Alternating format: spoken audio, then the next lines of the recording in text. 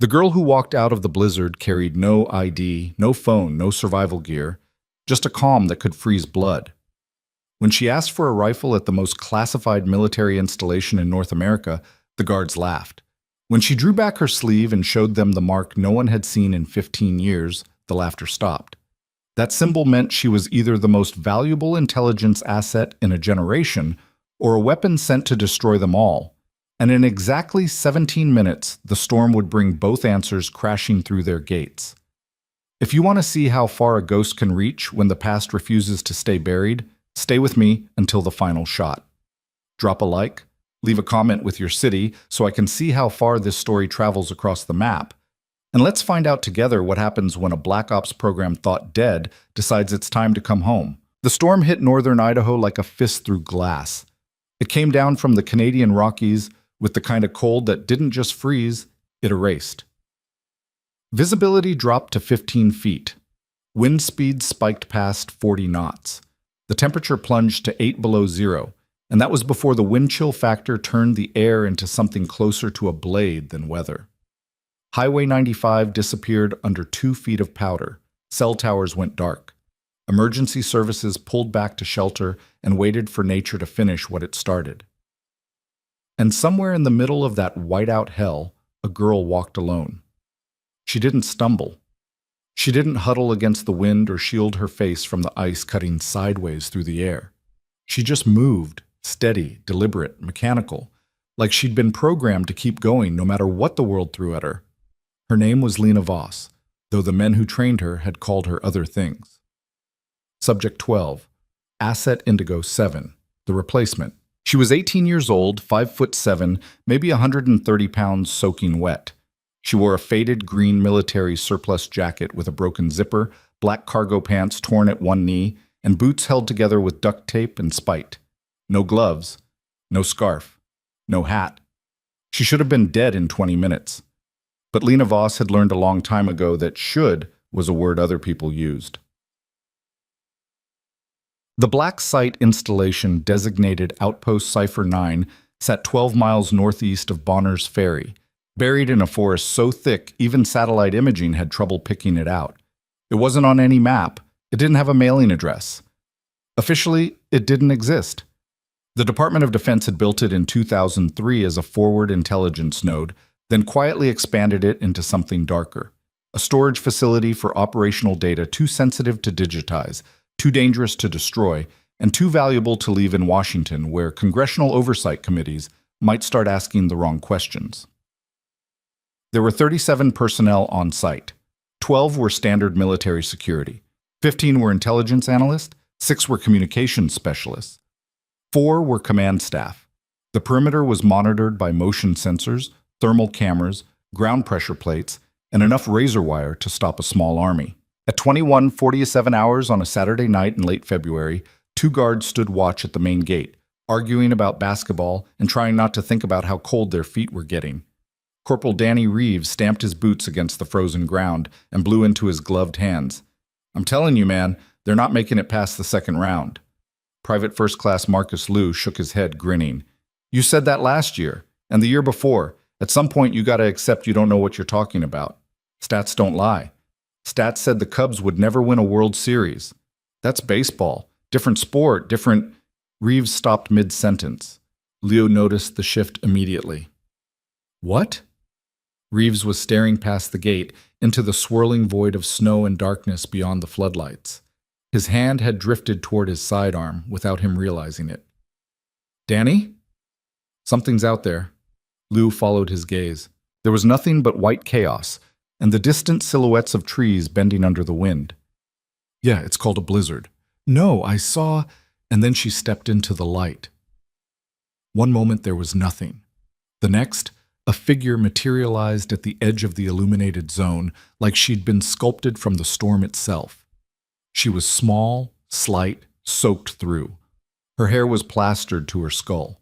Ice had formed on her jacket in jagged, crystalline patterns. Her face was pale, bloodless, empty of expression. She stopped exactly 10 feet from the gate and looked directly at them. Reeves's hand was fully on his weapon now. "Ma'am, this is a restricted area. You need to..." I need to speak with General Adrian Weller, the girl said. Her voice was quiet, flat, utterly calm. It cut through the wind like a scalpel. Liu glanced at Reeves, then back at the girl. Ma'am, I don't know who told you there was a general here, but you've got the wrong place. This is private property. You need to turn around and— I need a rifle, she said. Both guards froze. What? Reeves said. A rifle, the girl repeated, as if she were ordering coffee. M4 platform, preferably. Suppressed if available. I'll also need access to your operations center and a secure line to Washington. For 3 full seconds, no one moved. Then Liu started laughing. It wasn't mean-spirited. It was the kind of laughter that came from pure disbelief, the brain's way of processing something so absurd it couldn't possibly be real. He looked at Reeves, still chuckling. Did she just— Yeah, Reeves said. She's serious? I think she's serious. Liu turned back to the girl, shaking his head. Okay, listen. I don't know if you're lost or high or having some kind of episode, but this is a bad place to be right now. There's a ranger station about 6 miles south. If you can make it back to the main road— Your thermal sensors have a blind spot, the girl said. Liu's smile died. Northwest quadrant, 30 yards past the fence line. The coverage overlaps create a dead zone approximately 8 feet wide. You can walk right through it if you know the timing. Your motion detectors are calibrated for large mammals, deer, elk. Anything under 120 pounds moving slow enough won't trigger the alert, and your ground pressure plates stop at the tree line because the roots interfere with the readings. She said it all in the same empty, factual tone, like she was reading from a manual. Reeves' weapon was out now, not aimed, but ready. How the hell do you know that? The girl didn't answer. She just kept looking at him with those flat, unreadable eyes. Liu reached for his radio. Gate 1 to command. We've got a situation. Inside the operations center, Colonel Marcus Hale was halfway through a very bad cup of coffee when the call came in. He set the mug down, frowning at the monitor showing the exterior gate feed. The image was distorted by snow, but he could make out 2 figures at the checkpoint and a third, smaller, thinner, standing just outside the perimeter. Say again, Gate 1? We've got an unidentified civilian at the main entrance, sir. Female, late teens, soaking wet. She's asking for General Weller by name and requesting access to a firearm. Hale blinked. She what? She also just described our sensor grid layout like she designed it herself, sir. That got Hale's full attention. He leaned forward, fingers flying over the keyboard, pulling up every angle the cameras could give him. Thermal, night vision, standard optical. The girl didn't move. She just stood there, waiting, while the storm tried to bury her alive. Does she have identification? Negative, sir. No ID, no visible weapons, no gear, just the clothes on her back. Hale studied her face on the screen. Even through the degraded footage, something about her stillness made the hair on the back of his neck stand up. She wasn't shivering, wasn't shifting her weight, wasn't doing any of the 1,000 little things people did when they were cold and scared and trying to survive. She looked like she was waiting for a bus. Bring her inside, Hale said. Full security protocol. Separate interrogation room. No contact with base personnel. And get Captain Cross down here. Now. Copy that, sir. Hale killed the connection and sat back in his chair, staring at the motionless figure on the screen. Who the hell are you? Yet. They brought her in with the kind of caution usually reserved for unexploded ordnance. 4 armed guards escorted her through 3 security checkpoints, 2 biometric scanners, and 1 metal detector that screamed when she passed through it. They found the source immediately, a small steel pin holding together the torn knee of her cargo pants. No weapons, no electronics, no hidden devices. Just a girl, soaked and freezing and impossibly calm. They put her in interview room C, a windowless steel box with a bolted-down table, 2 chairs, and a one-way mirror built into the east wall. The fluorescent lights buzzed overhead like trapped insects. The air smelled like disinfectant and old fear. Lena sat in the far chair, hands folded on the table, and waited. She didn't look around, didn't test the door, didn't glance at the mirror to see who might be watching. She just sat, spine straight, shoulders level, breathing slow and controlled. On the other side of the glass, Colonel Marcus Hale stood with his arms crossed, watching her with the focused intensity of a man trying to solve a puzzle that might explode. Beside him, Captain Nina Cross, intelligence officer, interrogation specialist, and the sharpest analytical mind on the base, studied the girl with narrowed eyes. "She's been sitting like that for 8 minutes," Cross said quietly. "No fidgeting, no nervous tics. Respiratory rate is 14 breaths per minute. That's yoga instructor calm." "Or shock," Hale said. "Shock victims don't describe classified sensor layouts." Hale grunted. "Run her face through the database. Everything. NCIC, Interpol, DoD personnel records, CIA watch lists. I want to know who she is before I put someone in there with her." "Already running." Cross tilted her head, still watching. "She's trained, Marcus.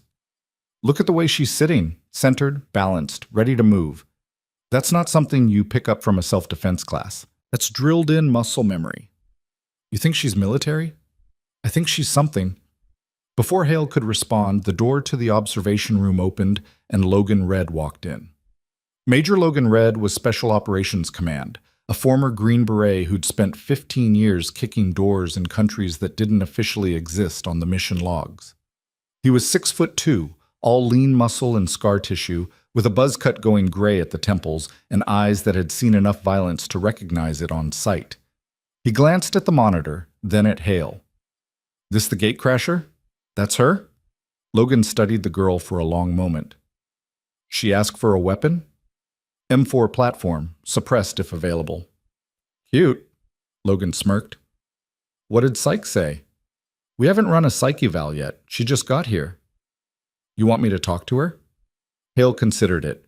Logan was good at reading people, good at applying pressure, good at finding the cracks in a story and prying them wide open. If anyone could get answers out of this girl, it was him. "Yeah," Hale said, "but keep it tight. I want to know who she is, how she got here, and why she knows things she shouldn't. Don't engage if she escalates."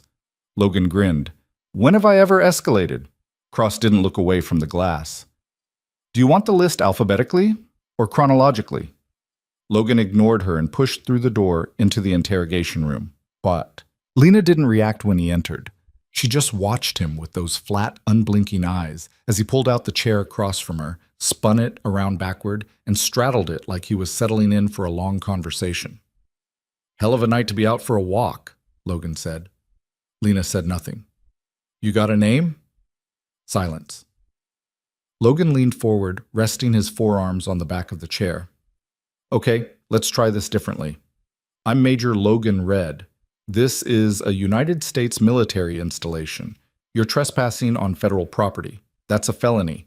You also claim knowledge of classified security systems, which is either espionage or a really stupid bluff. Either way, you're in a lot of trouble unless you start talking." Lena tilted her head slightly, studying him. "You served in Afghanistan. 3 tours. Second one left a scar on your left rib cage from an IED fragment. You compensate for it when you move, favoring your right side by about 8 degrees. Logan went very still. "Very avance. You carry your sidearm lower than regulation," Lena continued in that same flat, factual tone. "Probably because of an old shoulder injury, rotator cuff, if I had to guess. You're right-handed, but you've trained yourself to shoot left-handed as a backup. That takes discipline. You're good at what you do." She paused. "But you underestimate people who don't look like threats." The room had gone very, very quiet. Logan's jaw tightened. "How do you know that?" "Because you walked in here assuming I'm a lost, scared girl who stumbled into the wrong place." Lena's voice didn't change. "You're wrong." On the other side of the glass, Hale leaned closer to the monitor. Cross was already pulling up Logan's service record. "She's right. He took shrapnel in Kandahar, 2012. Medical eval noted reduced mobility in the left torso, and he does carry low. We've written him up for it twice." Hale's mouth was a thin line. "Who the hell is this girl?" Logan hadn't moved. He was staring at Lena like she had just reached into his chest and pulled out his own beating heart. "You've got 30 seconds to tell me who you are and what you want," he said, voice low and dangerous. "Or this conversation is over, and you spend the night in a cell waiting for federal agents who aren't going to be as friendly as me." Lena met his gaze without flinching. Then, slowly, deliberately, she rolled up the left sleeve of her jacket. The skin of her inner forearm was pale, almost translucent. And burned into the flesh, stark and black and impossible to miss, was a symbol, a stylized claw mark. 3 talon slashes, sharp, deliberate, permanent. Logan's face went white. Hale's coffee mug hit the floor and shattered. Cross grabbed the edge of the table to steady herself. No, no, that's not... Get Weller, Hale said, voice shaking. Get him now, Shashrat. General Adrian Weller arrived 40 minutes later. He came in from the eastern helipad, flanked by 2 armed escorts and moving with the clipped, controlled urgency of a man who just had his entire evening detonated. He was 63 years old, silver-haired, sharp-eyed, with the kind of command presence that made junior officers straighten their spines from 50 feet away. He also looked like he'd just seen a ghost. Hale met him in the corridor outside the observation room. Sir, Show me. Hale stepped aside. Weller moved to the glass and looked through. Lena was still sitting in the same position, sleeves still rolled up, marks still visible under the harsh fluorescent lights. Weller stared at it for a long time.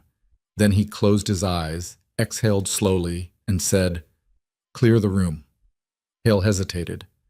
"Sir, if she's—" "Clear the room, Colonel. That's an order." Hale nodded and gestured to Cross and Logan. They filed out in silence, leaving Weller alone in the observation room. For a long moment, he just stood there, hands clasped behind his back, staring at the girl on the other side of the glass. Then he walked into the interrogation room and sat down across from her. Lena looked up. "Hello, Lena," Weller said quietly. Her expression didn't change. "General, I didn't think I'd ever see that mark again." "Neither did I." Weller's gaze flicked to the symbol on her arm, then back to her face. His voice was soft, almost gentle. "How old are you?" 18. "That's impossible. The program ended 20 years ago. You would have been—" "-2, Lena finished. "I know the math, General. It doesn't add up, but here I am." Weller leaned back in his chair, studying her. "Who was your handler?" "Silas Vane." The name hit Weller like a punch. His hands tightened on the edge of the table. "Vane is dead." "No," Lena said. "He's not. We burned his facility to the ground. We recovered bodies. DNA confirmed—" "You recovered the bodies he wanted you to find." Lena's voice was still calm, still empty. "Vane didn't die, General. He just went deeper, and he took the program with him." Weller's face had gone pale. "How many?" 12 of us, maybe more. I left before I could get a final count." "Left?" Lena nodded once. 3 weeks ago. I walked out during a training exercise in the Bitterroots. Vane's people have been hunting me ever since." Weller processed that. "Why come here?" "Because Vane is planning something big, and this base is the target." The air in the room seemed to freeze. Weller's voice dropped to barely above a whisper. "Explain." Lena leaned forward, and for the first time, something flickered behind her eyes. Something sharp and urgent and real. "This installation houses the Black Talon archive," she said. "Every file, every psychological profile, every training protocol from the original program. Vane wants it. He's been planning this raid for 6 months. He's going to hit you tonight, during the storm, when visibility is 0 and reinforcements can't get through." "That's impossible. This location is—" "Classified. I know. So is the archive.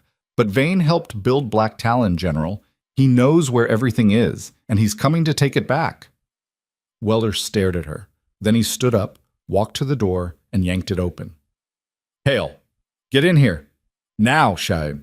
The briefing room filled in under 3 minutes. Hale, Cross, Red, and 4 other senior staff crowded around the table while Weller stood at the head, arms crossed, face carved from stone. Lena sat at the far end, still calm, still centered, watching them all with that same unnerving stillness. "Talk," Weller said. Lena spoke in the same flat, precise tone she'd used since the moment she arrived. No emotion, no embellishment, just facts.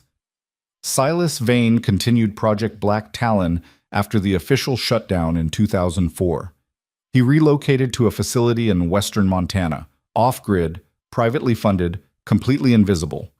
He recruited children between the ages of 4 and 7. Orphans, mostly. Kids with no families, no records, no one to miss them.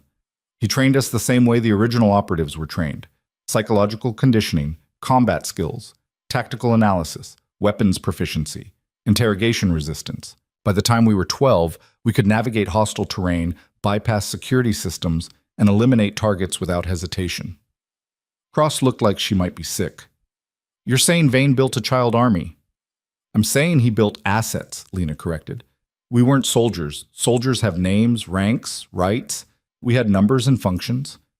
I was Indigo 7, infiltration and long-range precision. Logan leaned forward, jaw tight. And you just walked away? I saw an opportunity and took it. Vane's people are good, but they're not perfect. They didn't expect anyone to run, because no one ever had. Why not? Hale asked. Lena's gaze shifted to him. Because Vane doesn't just train you. He breaks you first. He makes you believe there's nothing outside the program, no future, no hope, no reason to leave. Her voice softened, just barely. But I had a reason. What reason? Weller asked. Lena looked directly at him. My mother. The room went silent. A lot of us, Lena said quietly. Original Black Talon operative, KIA in 2006 during an operation in Chechnya. At least, that's what the official report says. Weller's face drained of color. Lena. She's my mother, General. Vane told me when I turned 16. He said I was her replacement, that I was supposed to be better than her. Stronger, faster, perfect. Lena's hands curled into fists on the table. I want to know if that's true. I want to know who she really was. And I can't do that if Vane gets his hands on the archive. For a long moment, no one spoke. Then the alarm started screaming. The sound was deafening, a pulsing, high-pitched wail that tore through the entire facility like a living thing.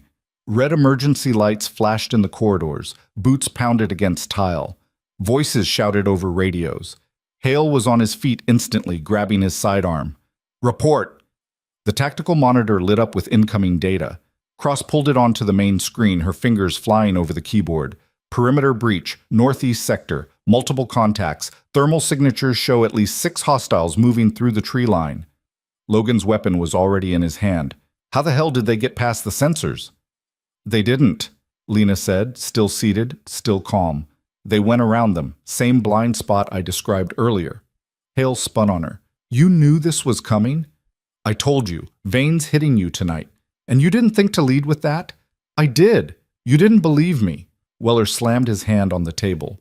Tactical options. Now. Cross was already pulling up the base layout. Security teams are mobilizing, but we're down to a skeleton crew because of the storm. Full staff is 18, and 6 of them are non-combat analysts. If they're coming in force, they are, Lena interrupted. Vane doesn't do half measures. He's sending at least 12 operators, probably more. Logan stared at her. You know the assault plan? I helped write it. That stopped everyone cold. Lena stood, rolling down her sleeve. Vane trains every asset on every operation. We plan them together, run simulations, identify weaknesses. I know how he thinks, I know how his people move, and I know how to stop them. Hale's jaw tightened. You expect us to trust you? No, Lena said simply. I expect you to use me. Weller looked at her for a long, hard moment. Then he turned to Logan. Arm her. Logan's eyes widened. Sir, are you? That's an order, Major. Logan's face twisted with frustration, but he didn't argue, but he didn't. He unholstered his sidearm, checked the chamber, and set it on the table in front of Lena. She looked down at the weapon. Then she looked up at Logan. I need a rifle, she said. Logan's mouth opened, closed, opened again. Are you serious right now? Lena didn't blink. The primary threat is a sniper positioned approximately 400 meters northeast of the installation. Elevated position, thermal camouflage, suppressed rifle. He's covering the approach for the assault team. If you send your people out there without neutralizing him first, they're dead before they clear the door. Hale leaned over the monitor, pulling up the exterior camera feeds. The storm was still raging, visibility near zero. We can't even see 400 meters. I can, Lena said. Logan laughed, short, bitter, disbelieving. You can't be serious. Lena met his gaze. Give me a rifle, Major, or watch your people die. Your choice. The room held its breath. Then Logan turned to Weller. Sir, this is insane. We don't know her. We don't know what she's capable of. For all we know, she's part of the attack. Weller didn't look away from Lena. Is that true? No, Lena said. Then prove it. Lena nodded once. Logan stared at them both like they'd lost their minds. Then, with a growl of frustration, he stalked out of the room and returned 30 seconds later with a Remington M24 sniper rifle. Scoped, suppressed, loaded. He slammed it on the table in front of her. There's your rifle, he said, voice tight with anger. You've got one shot to prove you're not full of it. Miss, and I put you in a cell myself. Lena picked up the weapon, checked the chamber, tested the weight, adjusted the scope with practiced mechanical precision. Then she slung it over her shoulder and walked toward the door. Where are you going? Hale demanded. Lena stopped at the threshold and looked back. To save your lives, she said, and then she was gone. The storm outside was biblical. Wind howled through the trees like something alive and furious. Snow came down in sheets, thick and blinding. The temperature had dropped to 12 below zero, the kind of cold that turned exposed skin black in minutes. Lena walked into it like she was stepping into a warm room. She moved through the exterior door, past the guards scrambling to defensive positions, and out into the open field beyond the perimeter fence.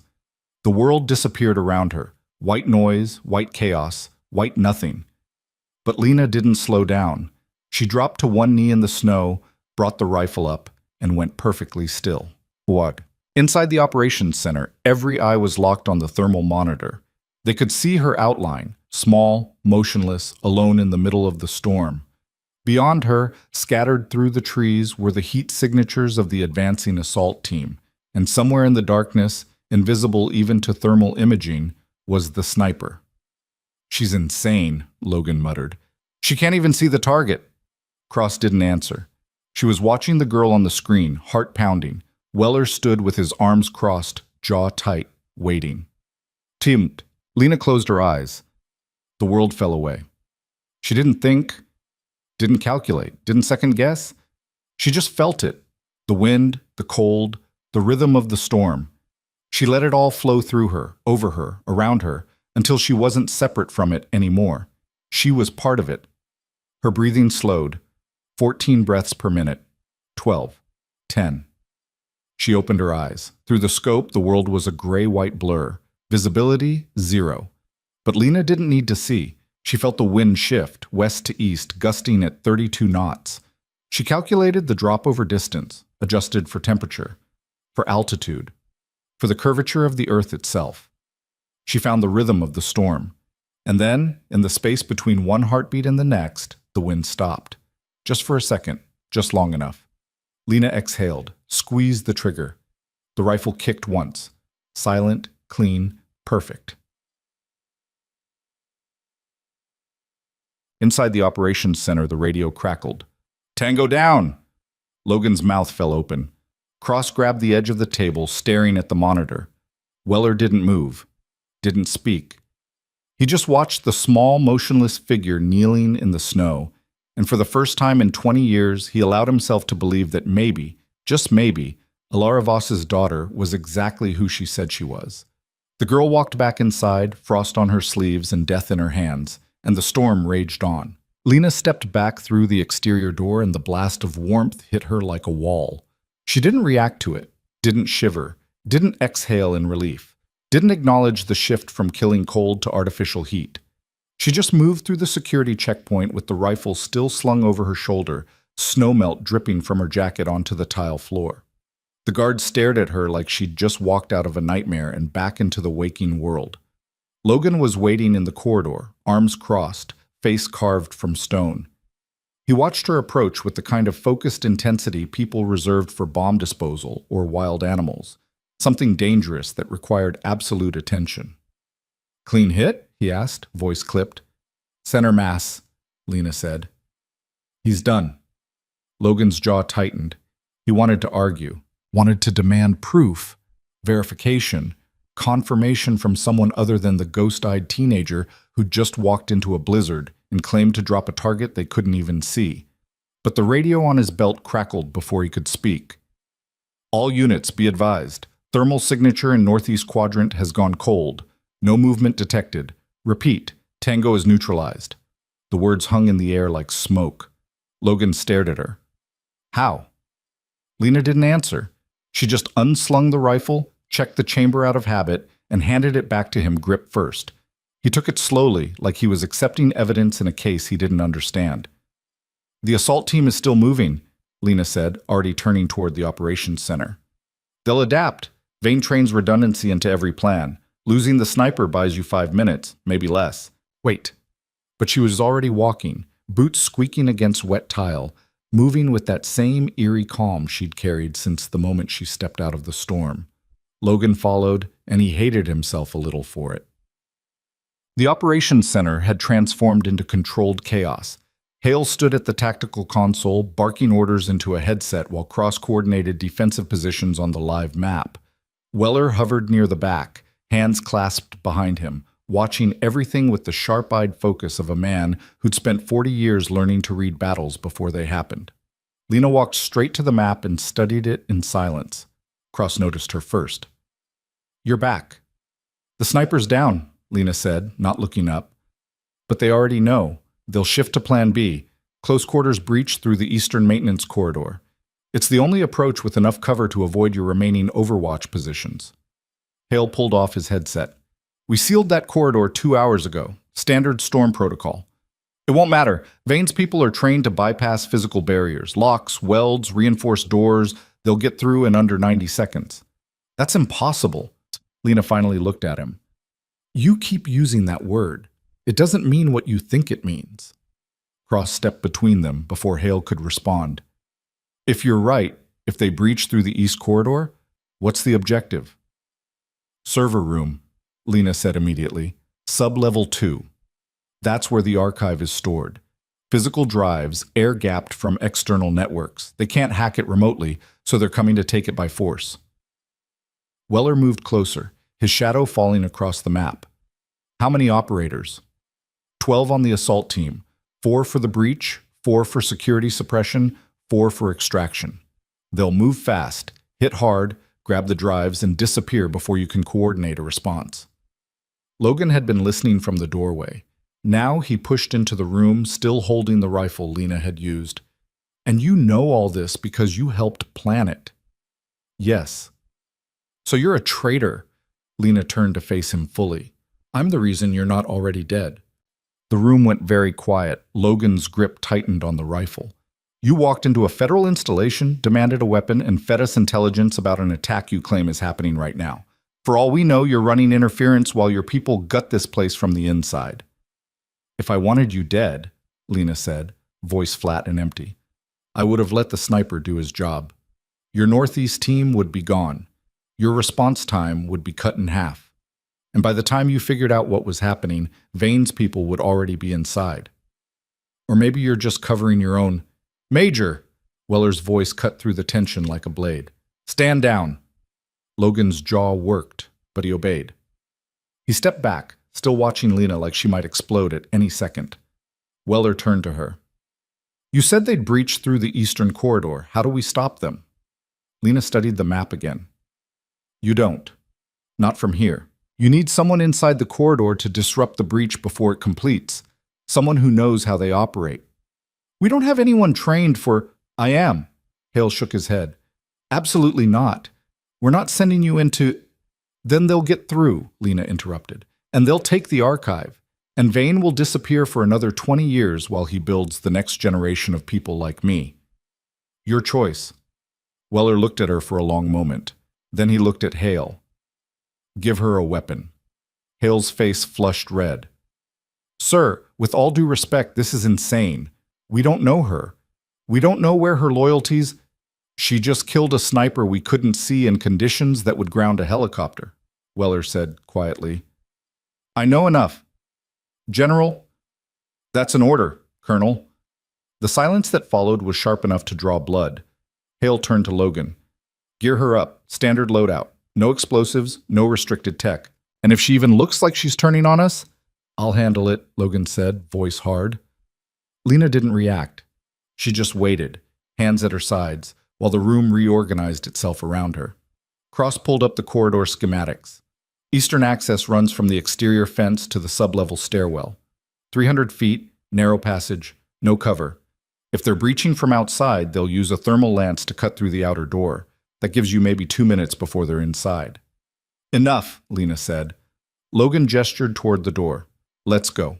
What? The armory was a narrow, fluorescent-lit room that smelled like gun oil and old concrete.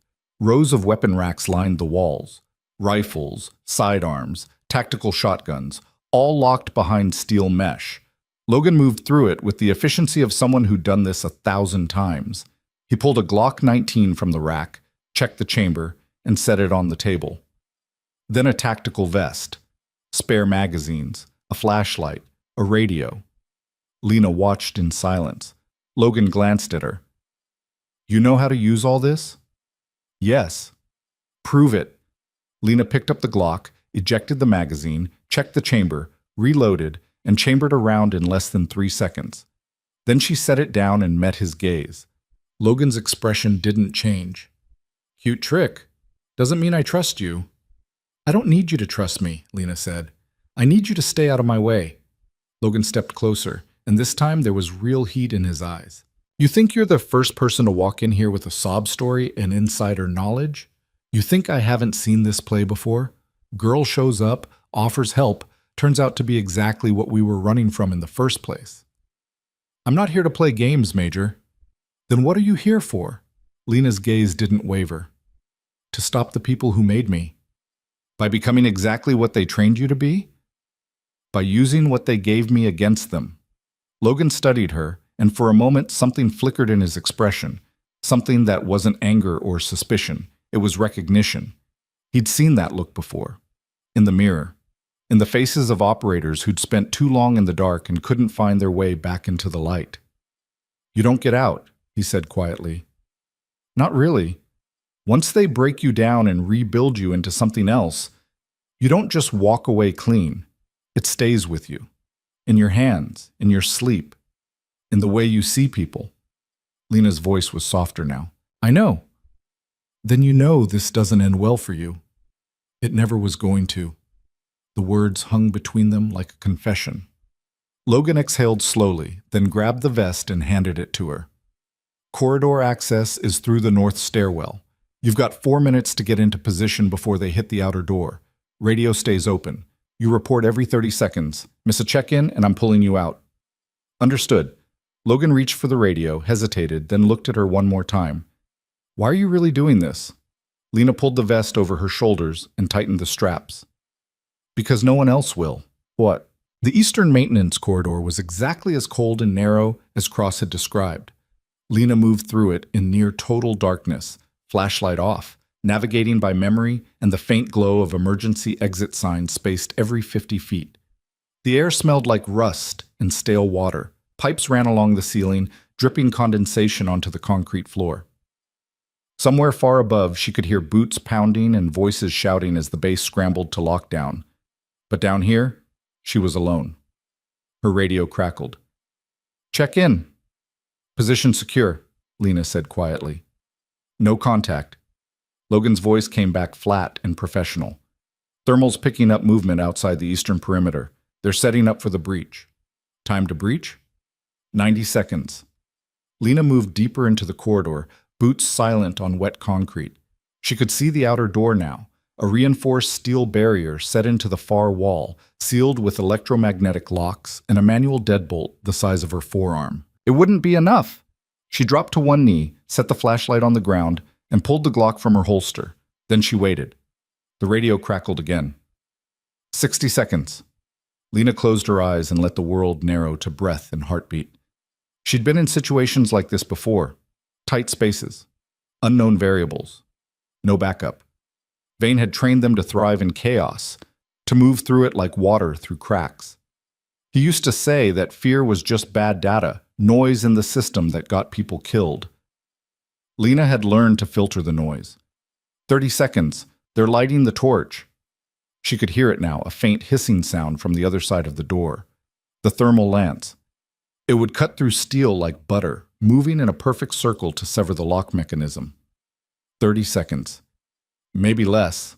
Lena's grip on the Glock tightened. The hissing grew louder. Sparks began to appear around the door's edge, bright and white-hot, raining onto the floor like tiny stars. "Breach in 10, Logan's voice said. 9, 8. Lena stood, angling herself behind a support pillar 3 feet from the door. 7, 6. The circle of sparks completed. The lock mechanism glowed red. 5, 4. The door shuddered. 3, 2. The door exploded inward, whomped. They came through fast. 2 operators in full tactical gear, night vision goggles, suppressed rifles up and sweeping. Professional, precise. Exactly the way Vane had trained them. Lena let them take 3 steps into the corridor. Then she moved. The first operator never saw her. She came out of the shadows like something born from them. Glock raised and put 2 rounds center mass before he could pivot. He went down hard, weapon clattering against concrete. The second operator spun, bringing his rifle around. Lena was already inside his guard. She drove her elbow into his throat, grabbed the rifle barrel, and used his own momentum to slam him face first into the wall. He dropped like a sack of wet sand. Silence. Lena stood over the bodies, breathing controlled, weapon still raised. The radio on the first operator's chest crackled. A voice came through, clipped and calm. "Alpha 2, report." Lena knelt, grabbed the radio, and crushed it under her boot. Then she keyed her own radio. 2 down. Breach interrupted. Logan's voice came back sharp with adrenaline. "Say again?" "Breach interrupted. 2 hostiles neutralized. Corridor secure." There was a pause. Then, "Are you hit?" "Negative." Another pause. Longer this time. "Copy that. Hold position. We're sending backup." "Negative," Lena said. "They'll send more operators through the breach. I'm moving to the exterior access point." "That's a direct order to hold." Lena switched off the radio. She moved past the bodies, through the blown open door, and out into the storm. But the world outside was still white chaos and screaming wind. Lena crouched low, moving along the tree line, scanning for movement. The thermal lance was still burning on the ground near the breached door, casting flickering orange light across the snow. And 30 feet to her left, half hidden behind a cluster of pines, were the remaining operators. She counted 4. All armed, all watching the corridor entrance, waiting for their team to report back. Lena circled wide, moving through the storm like a ghost. Snow clung to her jacket, her hair, her eyelashes. The cold didn't register anymore. She was beyond it now, locked into the same mechanical focus Vane had drilled into her skull over 1,000 training runs. She got within 20 feet before one of them noticed. He turned, rifle coming up. Lena fired twice. He went down. The others scattered, diving for cover, shouting into their radios. Suppressed gunfire cracked through the storm. Rounds tore through the trees around her, spraying bark and ice. Lena moved. She didn't run.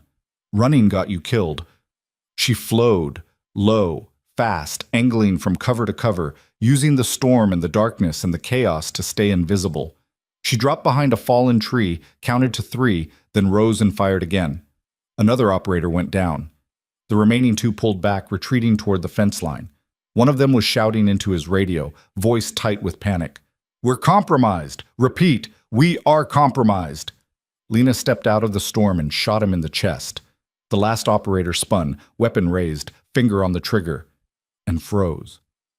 Because Lena wasn't aiming at him anymore. She'd lowered her weapon and was just standing there, 10 feet away, watching him through the snow. "Damon," she said quietly. The operator went very still.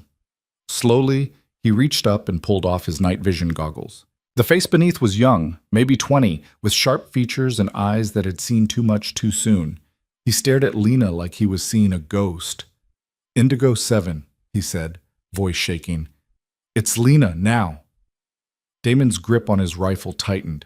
"You left." "Yeah. They said you were dead." "They lied."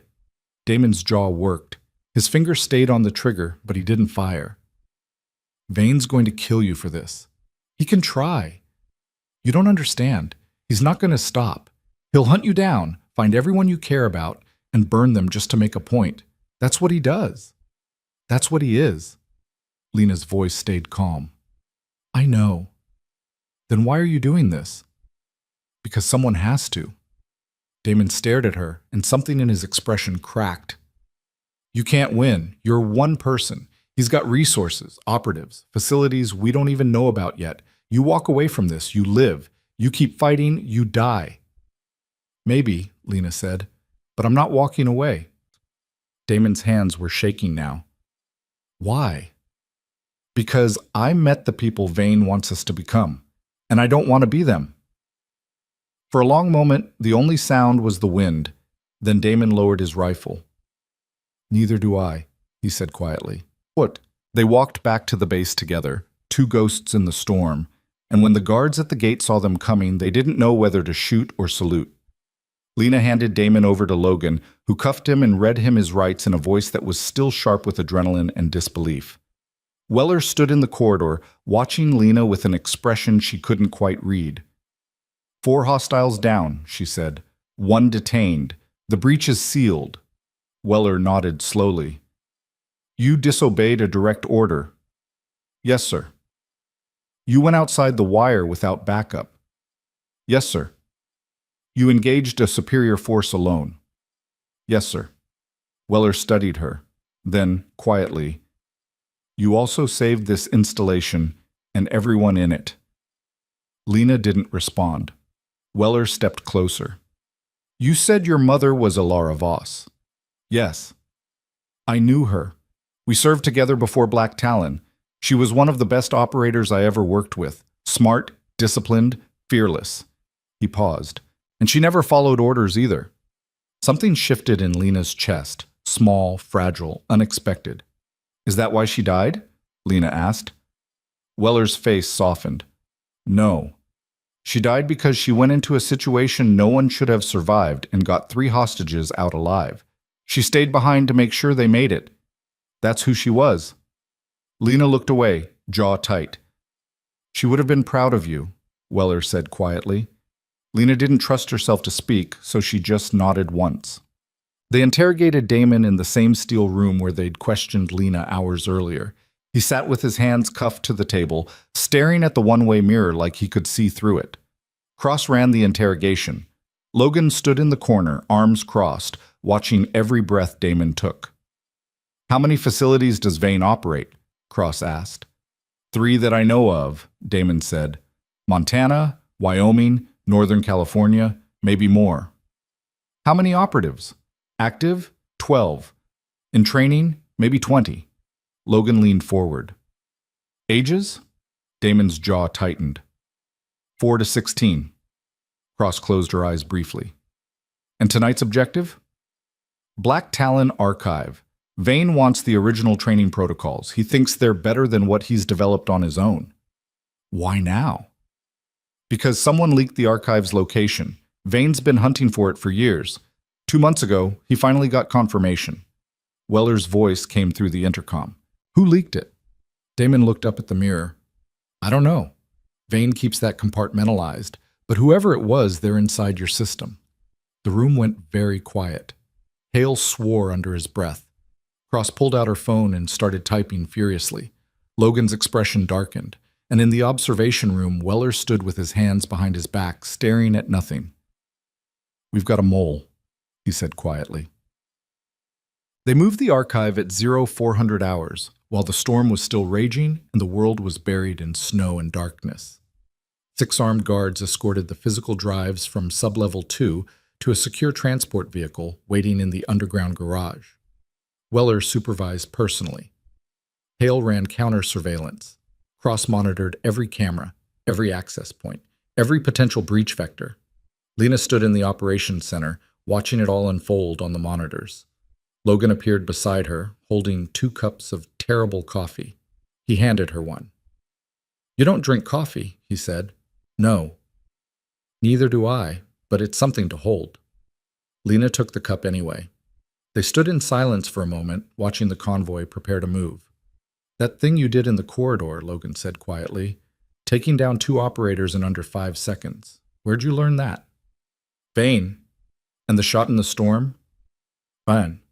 Logan nodded slowly. He turned you into a weapon. Yes. And now you're using it against him. Yes. Logan looked at her. Does it ever get easier, knowing what you are? Lena met his gaze. No. Good, Logan said.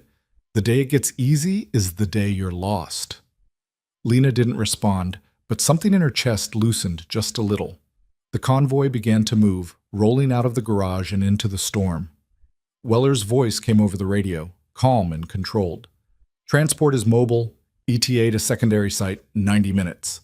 Cross acknowledged. Hale coordinated the escort team. The base settled into the tense, watchful quiet of a mission in progress. And somewhere in the forest beyond the fence, hidden in the storm and the darkness, Silas Vane watched it all unfold and smiled. Because the archive was never the real target. The girl was. The realization hit Lena like a bullet she hadn't seen coming. She set down the coffee cup, too fast, too hard, liquid sloshing over the rim, and her entire body went rigid. Logan noticed immediately. He'd spent enough time around operators to recognize the shift from alert to combat ready in the space between heartbeats. What? He said. Lena's eyes were locked on the monitor showing the convoy's path. The armored transport was already half a mile from the base, moving through the storm with its escort vehicles flanking. Standard protocol. Perfect execution. Too perfect. They're not after the archive, she said. Logan frowned. What are you talking about? We just watched them breach the... The breach was a diversion. Lena turned to face him, and her eyes had gone cold. Vane knew you'd move the archive if you felt threatened. He knew exactly how you'd react. That doesn't make any... He wanted me here, Lena interrupted, voice flat and certain. The assault, the sniper, the breach team, all of it was designed to force me into the open, to prove I was real, to confirm I'd turned against him. Logan's hand drifted toward his sidearm. Why? Because I'm the only one who knows where the other facilities are. I'm the only asset who's ever successfully left the program. And Vane doesn't leave loose ends. Cross had been listening from across the room. Now she moved closer, fingers already flying across her keyboard. If you're right, then what's the actual target? Lena's jaw tightened. Me? The word hung in the air like a death sentence. Logan pulled his radio. Hale, we need to recall the convoy, now. Static crackled back. Negative. We're committed to the route. ETA to secondary site is 70 minutes. Colonel, listen to me. Major, I don't have time for... The lights went out. Not just in the operations center. Everywhere. The entire base plunged into darkness so complete it felt solid. Emergency lighting kicked in 3 seconds later, bathing everything in blood-red glow, but the damage was done. Every monitor was dead. Every computer terminal showed blank screens, the tactical displays, the security feeds, the communications array, all of it gone. Cross stared at her laptop. We're offline. Complete system failure. That's impossible, Logan said. We've got triple redundancy, isolated power grids, EMP, Lena said quietly. Everyone turned to look at her. Vane used an electromagnetic pulse.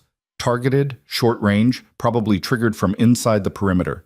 It'll fry every electronic system within a quarter-mile radius. Your vehicles are dead. Your radios are dead. Your weapons optics are dead. She paused. And you're blind. Weller's voice cut through the darkness from the doorway. How long do we have? Lena met his gaze. They're already inside. The auxiliary power system came online 90 seconds later, but by then the base had transformed into a combat zone. Gunfire echoed through the corridors, sharp, controlled bursts that spoke of professional operators working in coordinated teams. Alarm klaxons wailed, boots pounded against tile. Somewhere on the upper level, glass shattered. Weller grabbed a radio, analog, hardened against EMP, and keyed it. All units, we are under attack. Hostile forces inside the perimeter. Rules of engagement are weapons free. Repeat, weapons free. The response was chaos. Multiple voices overlapping, shouting coordinates, calling for backup, reporting casualties. Logan grabbed his rifle. How many? At least 8, Lena said. Probably more. They'll move in 3-man teams, 1 point man, 1 breacher, 1 rear security. They'll clear the base room by room until they find me. Hale appeared in the doorway, face pale, uniform torn. They hit the convoy, IED on the access road. Transport is disabled, drivers are pinned down, and we've lost contact with the escort team. Weller's expression didn't change. Casualties? Unknown, but the archive is still in the vehicle. Then they'll come for it, Lena said. And they'll come for me. Vane's running a 2-prong operation. Extract the data, eliminate the defector. He gets both, he wins. Logan turned to her. Where would you hit first if you were running this? Lena didn't hesitate. Operations Center. Kill command and control, cut off communication between defensive units. Then the armory. Deny reinforcements access to heavy weapons. Then sub-level interrogation rooms where you're holding Damon, because he's a liability now. And finally, systematic room clearance until they find their primary target. You.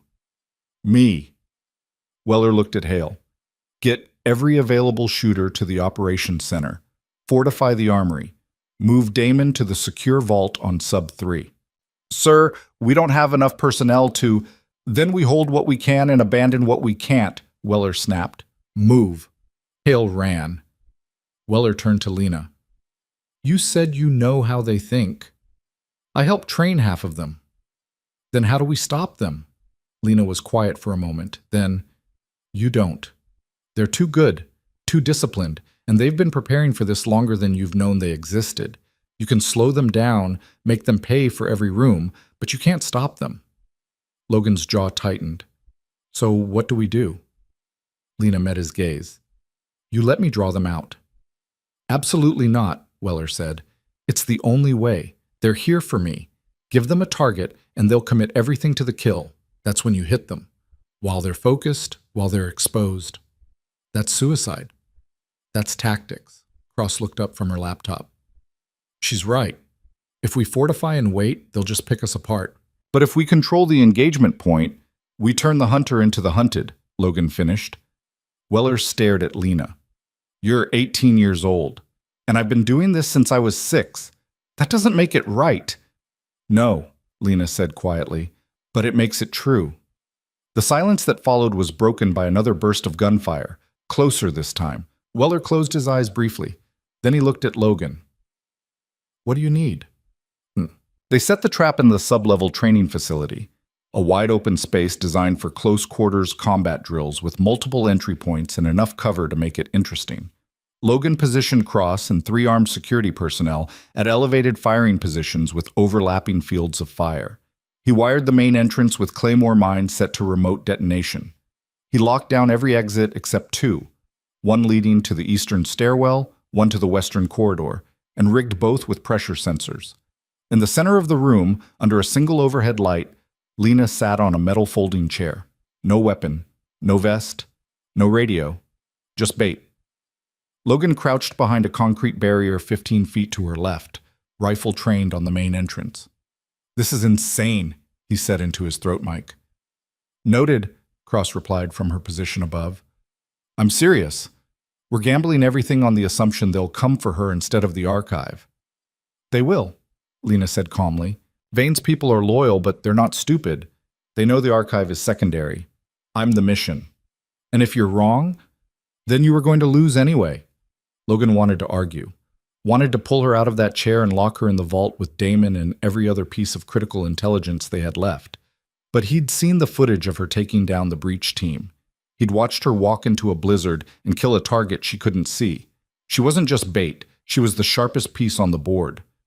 5 minutes, Cross said over the radio. They've cleared the upper levels. They're moving toward sub-level access. Lena closed her eyes and breathed. In, out, slow, controlled. She could hear Vane's voice in her head, calm and patient, the same tone he'd used when she was 8 years old and learning to field strip a rifle blindfolded. Fear is noise. Filter it. Focus on what you can control. She opened her eyes. The door to the main entrance opened. 3 operators came through fast and low, rifles up, moving in perfect synchronization. They scanned the room, identified Lena sitting under the light, and froze. For 3 full seconds, no one moved. Then the lead operator raised his hand, 2 fingers, pointing at Lena, then at himself. Standard tactical signal, target acquired. I have control. The other 2 spread out, covering the flanks. Lena didn't move, didn't speak, just sat there, hands folded in her lap, watching them with that same empty calm she'd carried since the moment she walked out of the storm.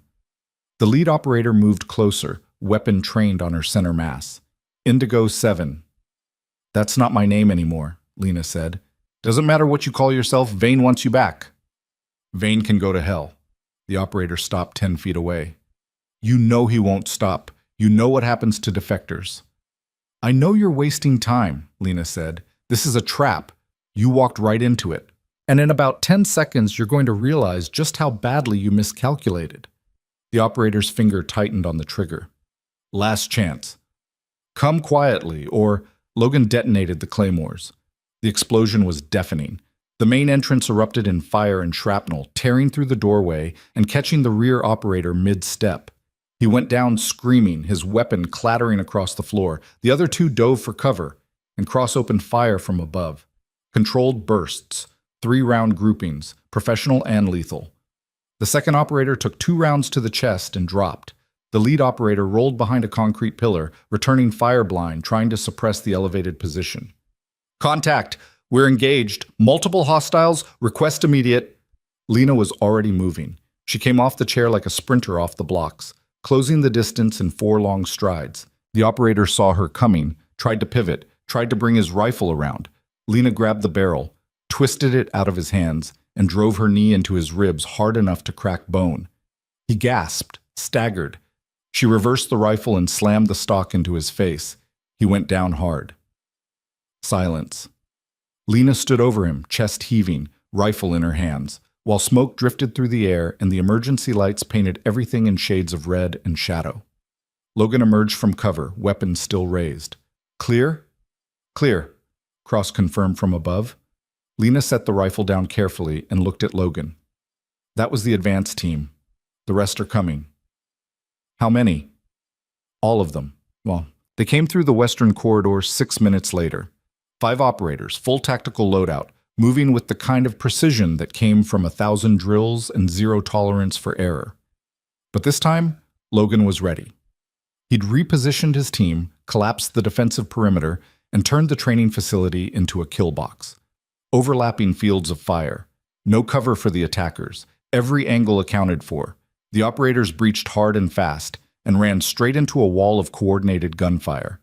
2 went down in the first 3 seconds. The others scattered, trying to find cover that wasn't there, trying to return fire against enemies they couldn't see.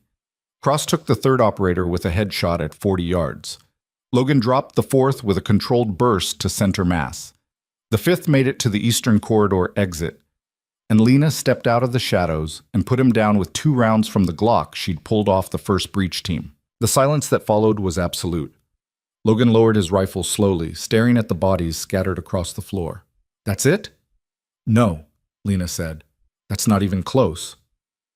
The explosion came from 3 floors above them, a thunderous, bone-shaking blast that sent dust raining down from the ceiling and knocked out half the emergency lights. Cross grabbed her radio. What the hell was that? Hale's voice came back tight with panic. They just blew the vault door. Repeat, the vault is compromised. They're inside. Lena's face went pale. Damon! She was running before anyone could stop her. The vault was carnage. 2 guards lay dead at the entrance, throats cut, weapons gone. The reinforced door had been blown off its hinges by a shaped charge, leaving a smoking hole big enough to drive a car through.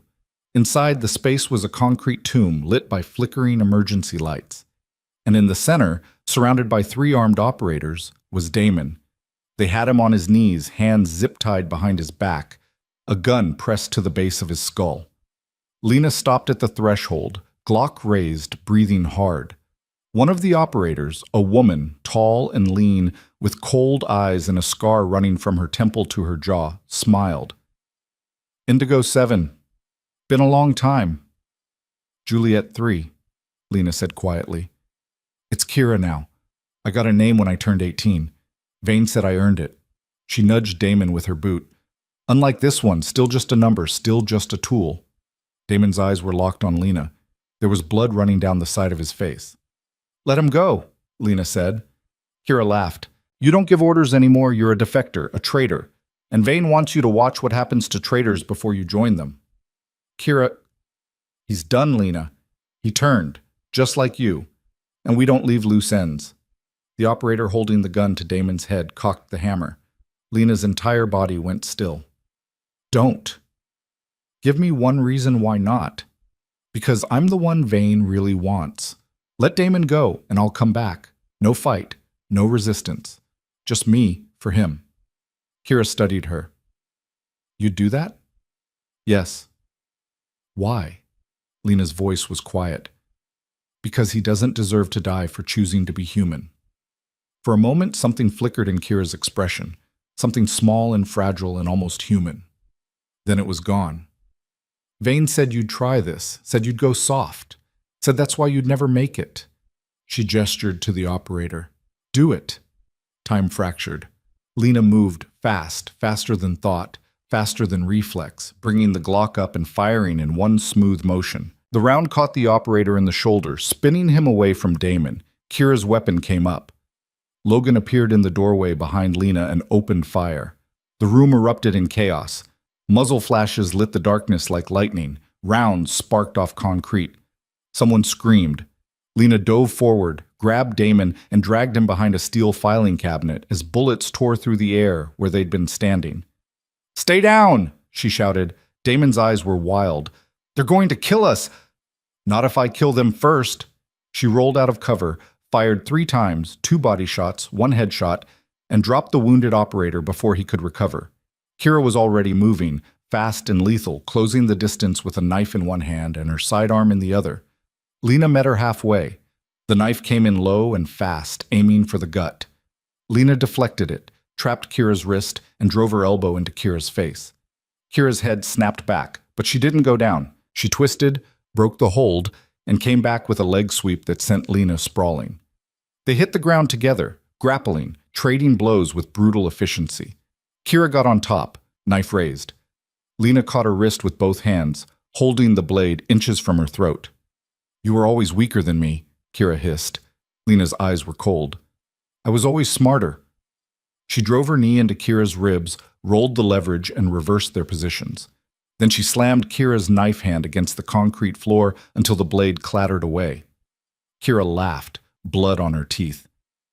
You think this changes anything? You think you can just walk away and live a normal life? You're broken, Lena, just like me, just like all of us. And broken things don't get fixed. Lena leaned close, voice barely above a whisper. Then I'll stay broken, but I won't stay his. She punched Kira once, hard, and the woman went limp. Silence. Lena stood slowly, chest heaving, hand shaking. Logan was at the door, rifle still raised. You good? No, Lena said, but I'm alive. She moved to Damon, pulled out a knife, and cut his zip ties. He stared at her like she'd just pulled him out of hell. Why? He whispered. Because someone did it for my mother once, Lena said, and I'm paying it forward. The base went quiet at 0523 hours. The storm had finally broken. Dawn was bleeding gray and cold across the snowfields. Emergency crews moved through the corridors, counting bodies, documenting damage, trying to make sense of what had just happened. 12 hostile operators neutralized, 4 base personnel KIA, 11 wounded. The archive was secure. Damon was in custody, voluntary this time, offering full cooperation. And Lena sat alone in the operations center, wrapped in a thermal blanket, staring at nothing. Weller found her there 20 minutes later. He sat down beside her without speaking. For a long time, they just existed in the same space, 2 people who'd survived something that should have killed them both. Finally, Weller said, We recovered intel from the captured operators. Vane's main facility is in western Montana, approximately 200 miles from here. We're coordinating with federal agencies to— How many children? Lena interrupted. Weller hesitated. At least 6, ages 4 to 9. Lena's hands tightened on the blanket. And you're coordinating? Yes. How long will that take? 72 hours, maybe more. We need warrants, jurisdiction, tactical planning. He'll move them in 48, Lena said. The moment he realizes this operation failed, he'll scatter the assets, burn the facility, and disappear. You'll never find him again. Lena, I need to go now, today, before he runs. Weller looked at her. You're asking me to send an 18-year-old girl into a black ops facility run by a man who just tried to kill her. I'm asking you to give me a head start before the bureaucracy buries those kids under red tape and they vanish forever. I can't authorize that. Then don't. Lena met his gaze. Just look the other way for 6 hours. Weller was quiet for a long moment. Then he reached into his jacket and pulled out a folded piece of paper. He set it on the table between them. Coordinates, he said quietly. Best intelligence we have on the Montana facility, updated as of 4 hours ago. Lena stared at the paper. You didn't get that from me, Weller continued, and if anyone asks, I have no idea where you went. Lena picked up the paper, unfolded it, and memorized the numbers. Then she looked at him. My mother. You said she got 3 hostages out alive. She did. Were any of them children? Weller nodded slowly. All 3. Lena's throat tightened. Thank you. She stood, started to walk away. Lena. She stopped. Your mother asked me something once. The night before that last mission. She asked if I thought we were doing the right thing, training people to be weapons, sending them into places no one should have to go. What did you tell her? I told her I didn't know. But I knew that as long as people like her were the ones carrying the gun, maybe we had a chance at keeping the world from burning. He paused. I was right then, and I think I'm right now. Lena didn't turn around, but her voice was steady when she spoke. I'm not her. No, Weller said. You're better, because you chose this. She never got that choice. Lena walked out of the operations center and into the cold morning light, and behind her, Weller sat alone and wondered if he'd just saved a life or ended one. Logan caught up with her in the motor pool. She was loading gear into the back of a Jeep Wrangler, one of the few vehicles that had survived the EMP because it was old enough to run on analog systems. A rifle, ammunition, a medical kit, water, thermal clothing, everything she'd need for a 200-mile push through hostile terrain in late February. You're really doing this, Logan said. Lena didn't look up. Yes. Alone. It's the only way it works. Logan watched her secure the rifle in the cargo area. You know I can't let you just drive off base without authorization. I know. And you know Weller's gambling his career on the assumption you'll succeed. I know that too. Logan was quiet for a moment. Then he pulled his sidearm, checked the chamber, and set it on the hood of the Jeep.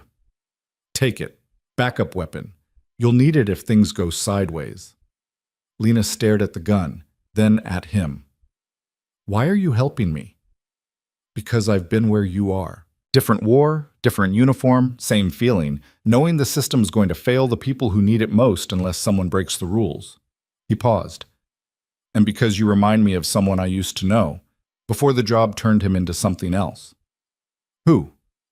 Me. Lena picked up the sidearm and tucked it into her waistband. If I don't come back... You'll come back, Logan said. You're too stubborn to do anything else.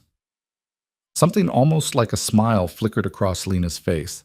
Then she climbed into the Jeep, fired up the engine, and drove toward the gate without looking back. Logan stood in the motor pool and watched her disappear into the gray morning light. Then he pulled out his radio and keyed it. Gate 1, this is Red, vehicle approaching your position. Let it through.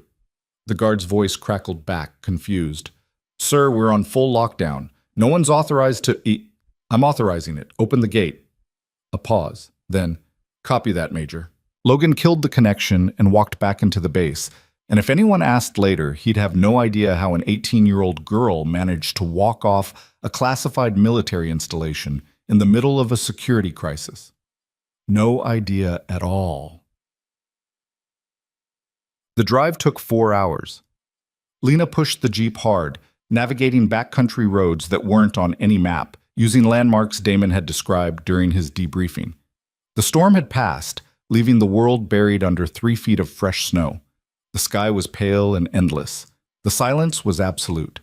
She drove with the radio off and the windows cracked, letting the cold air keep her sharp. Every 15 minutes, she stopped to check the coordinates, cross-reference the terrain, and make sure she wasn't being followed. Vane's people would be hunting her now. She'd killed too many of them, exposed too much of the operation. They'd come fast and hard, and they wouldn't stop until she was dead or back in a cage. But Lena had spent 12 years learning to be invisible. She knew how to move through the world without leaving tracks. The facility appeared just after noon, a cluster of buildings hidden in a valley between two ridgelines, surrounded by dense forest and accessible only by a single unpaved road. From a distance, it looked like an abandoned logging camp, rusted equipment, collapsed sheds, nothing worth a second glance. But Lena knew better. She parked the Jeep 2 miles out, covered it with branches and snow, and moved the rest of the way on foot. The perimeter was exactly what she expected. Motion sensors disguised as tree stumps, pressure plates buried under the snow, thermal cameras hidden in the canopy. Vane had built the same security grid here that he'd drilled into her head at the Idaho base. She spent 90 minutes mapping the blind spots, timing the sensor sweeps, identifying the gaps in coverage.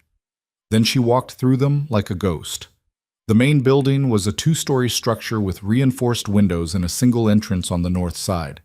Guard rotation, 2 exterior, 1 interior. Standard protocol. Predictable. Lena moved to the western wall and waited. At 13:47 hours, the exterior guards rotated. One moved to the south perimeter, the other headed inside for a break. Lena had a 4-minute window. She used 3. The lock on the side door was a biometric scanner, fingerprint and retinal. Vane's security.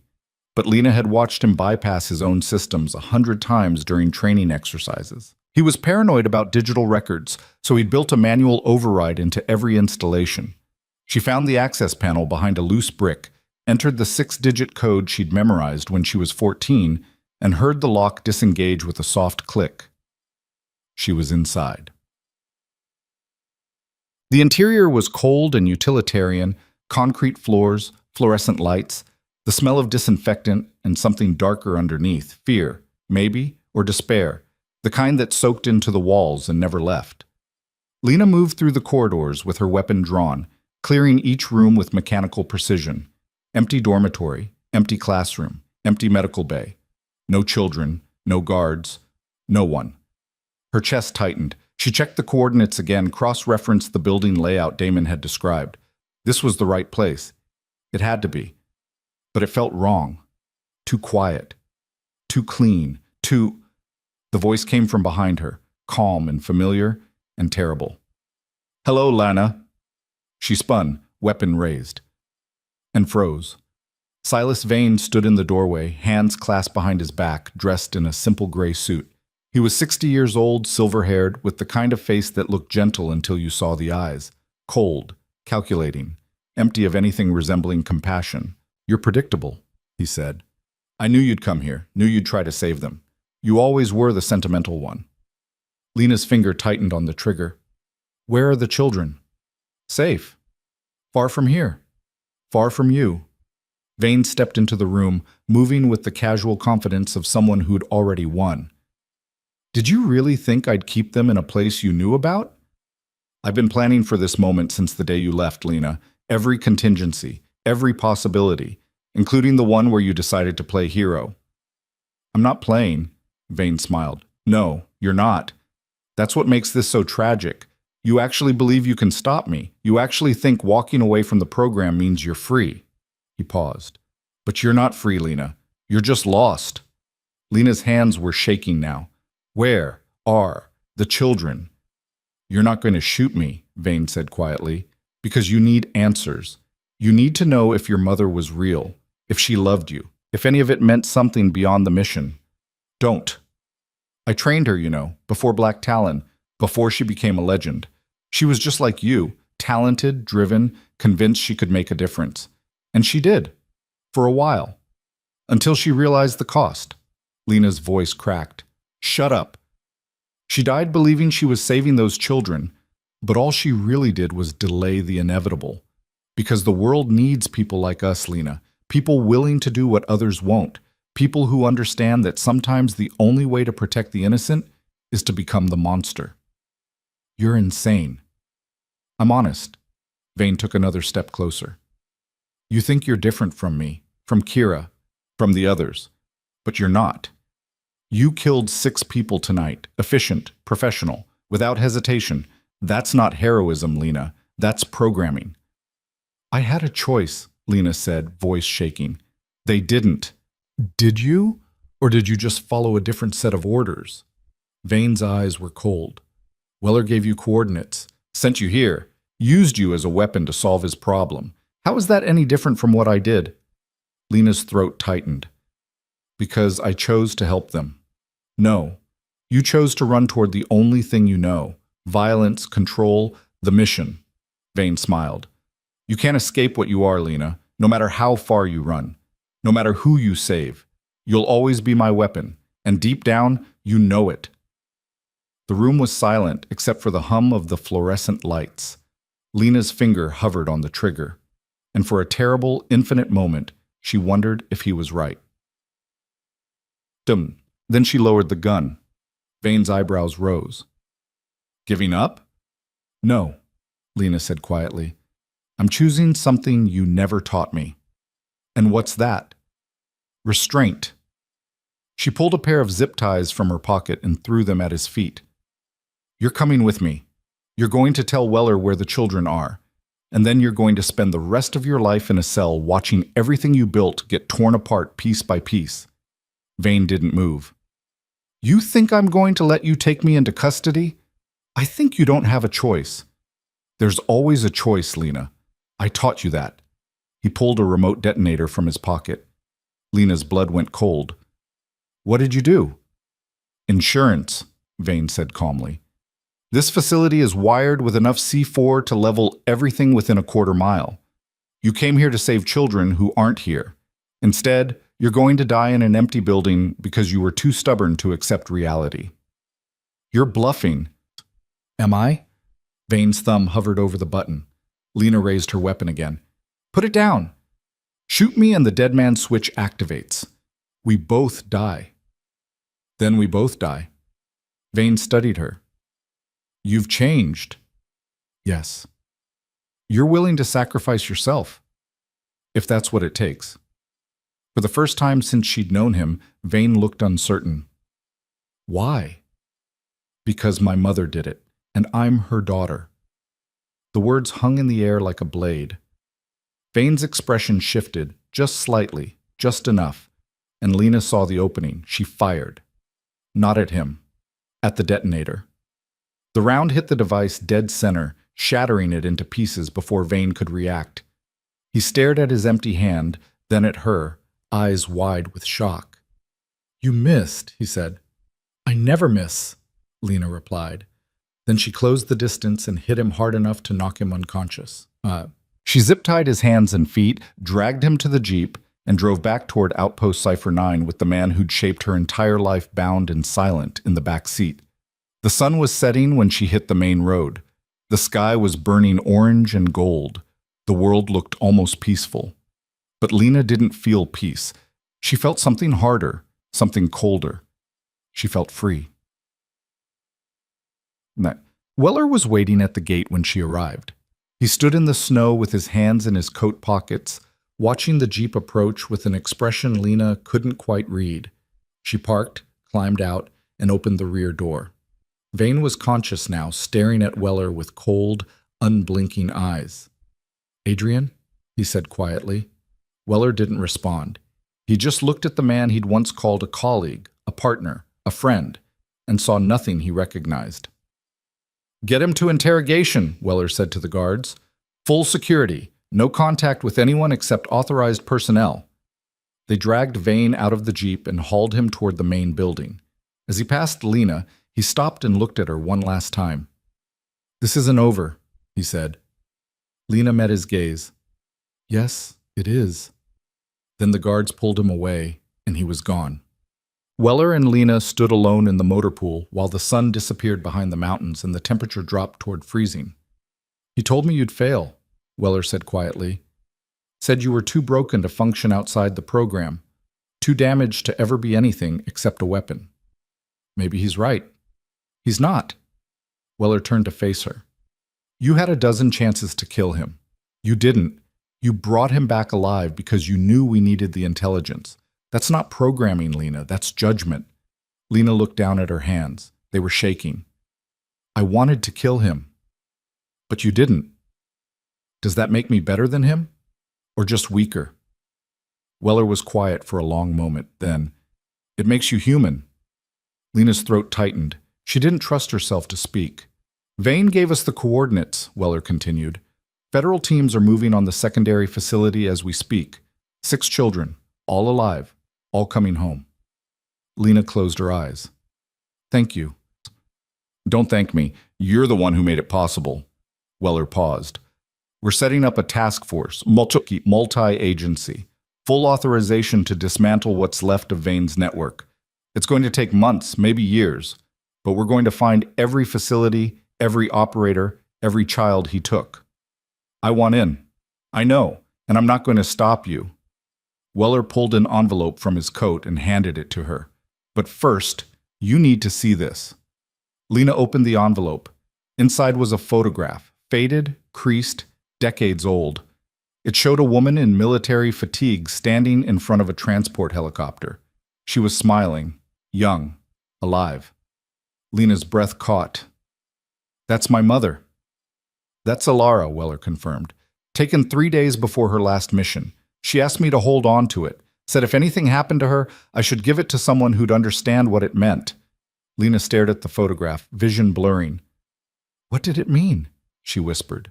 That she was more than the mission, more than the weapon, more than what they tried to turn her into. Weller's voice was soft. She was completely someone, Lena. And so are you. Lena pressed the photograph to her chest and let herself cry for the first time since she was 6 years old. They debriefed her over the next 72 hours. Cross ran the tactical analysis.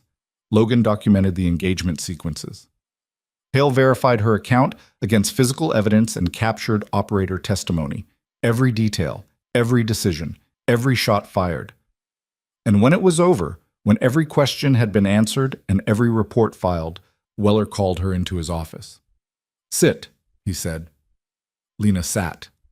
Weller leaned back in his chair and studied her. You know you can't stay here. I know. The moment word gets out about what you did, you'll have intelligence agencies from 6 countries trying to recruit you, or kill you. Maybe both. I know that too. Which is why I'm offering you a third option. Weller slid a folder across the desk. Witness protection. New name, new life, full support. You disappear, and no one ever finds you. Lena opened the folder and stared at the documents inside. Social security number, birth certificate, high school transcript, an entire identity, carefully constructed, ready to be lived. She closed the folder and pushed it back. No, she said. Weller raised an eyebrow. No?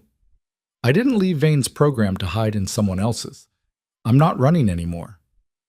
Then what do you want? Lena met his gaze. I want to finish what my mother started. I want to find the children Vane took. I want to dismantle every facility, every network, every piece of the machine he built. And I want to do it my way. No handler, no oversight, no one telling me I'm too young or too broken or too dangerous. Weller smiled. You realize what you're asking for is impossible. You keep using that word? Fair point. Weller pulled out another folder, thicker, heavier, marked with classifications Lena didn't recognize. This is everything we have on Vane's network. Facility locations, operator profiles, financial records. It's incomplete, but it's a start. Lena stared at the folder. You're giving this to me? I'm giving you a choice, Weller said. Walk away and live a quiet life. Or take this and accept that you'll never stop moving, never stop fighting, and probably never live to see 30. That's not a choice. No, Weller agreed. It's not, but it's the only one you've got.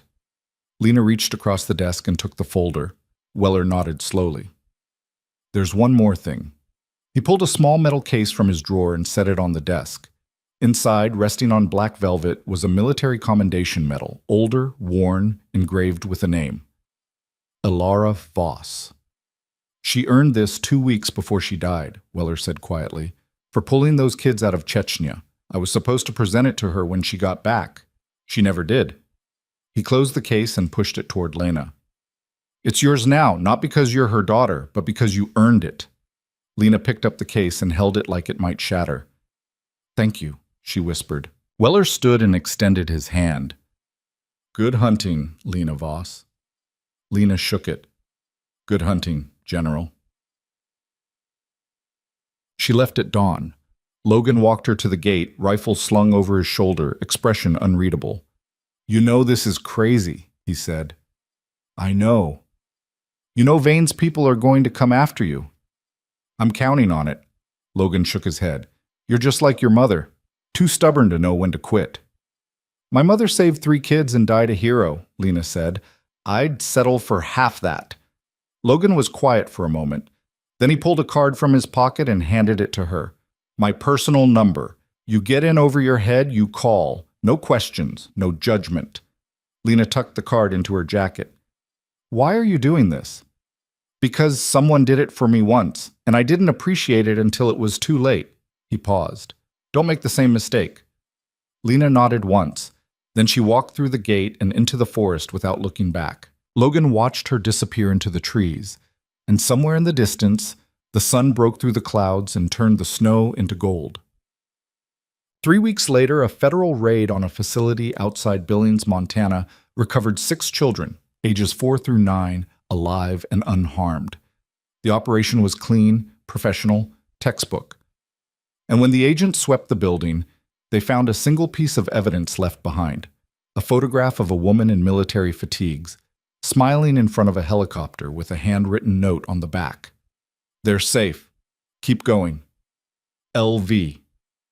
The task force analyzed the note, cross-referenced the handwriting, and added it to the growing file on the ghost operative who'd vanished into the wilderness and was systematically dismantling Silas Vane's empire from the shadows.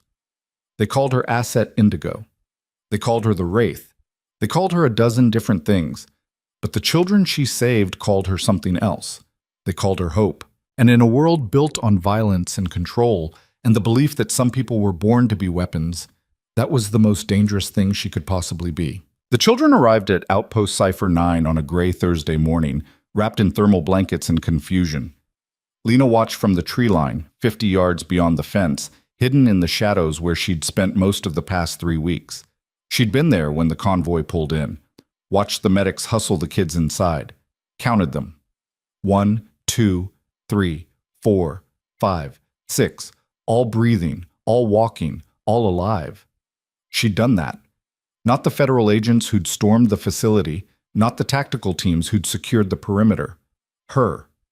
She'd given them the coordinates, the security codes, the guard rotation schedules.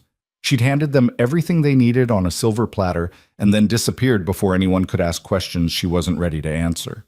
Now she stood in the cold and watched social workers guide the children toward warm rooms and hot food and the long, impossible process of learning how to be human again. One of them, a girl, maybe 7, with dark hair and eyes too old for her face, stopped at the entrance and looked back toward the forest. Lena held her breath. The girl stared directly at her hiding spot, and for a terrible moment Lena thought she'd been made. But the girl didn't call out, didn't point. She just raised one small hand in a gesture that might have been a wave, or might have been something else entirely. Then she turned and walked inside. Lena exhaled slowly and melted back into the trees. Thud. She was 2 miles out when Logan caught up with her. He appeared from behind a cluster of pines, rifle slung across his back, moving with the easy confidence of someone who'd spent half his life tracking people through hostile terrain. You're getting sloppy, he said. Lena didn't stop walking. I let you follow me. Sure you did. I did. You've been on my trail since the main road, 300-yard offset, using the ridgeline for cover. If I wanted to lose you, I would have. Logan grunted. Fair point. He fell into step beside her. You planning on coming back inside, or are you just going to keep watching from the woods like some kind of vigilante forest spirit? I'm not coming back. Yeah, I figured. Logan pulled a folder from his jacket and held it out. Weller asked me to give you this. Lena stopped. What is it? Intel on the California facility. Best we've got.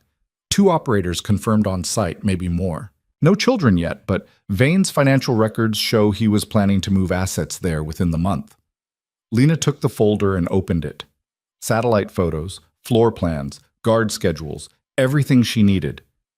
He's helping me, she said quietly. He's helping the kids. You're just the weapon he's using to reach them. Logan paused. His words, not mine. Lena closed the folder. Tell him thank you. Tell him yourself. He's waiting at the old logging road junction, 2 miles west. Lena looked at him. You set this up. Weller set it up. I'm just the messenger. Logan shifted his weight. He wants to talk before you disappear for another 3 weeks. I'm not... Lena. Logan's voice was quiet. You saved 6 kids. You dismantled a facility we didn't even know existed. You're doing good work, but you're doing it alone, and that's going to get you killed. I work better alone. Bullshit. You work alone because Vane trained you to believe you couldn't trust anyone. Logan stepped closer. But you trusted Weller. You trusted me.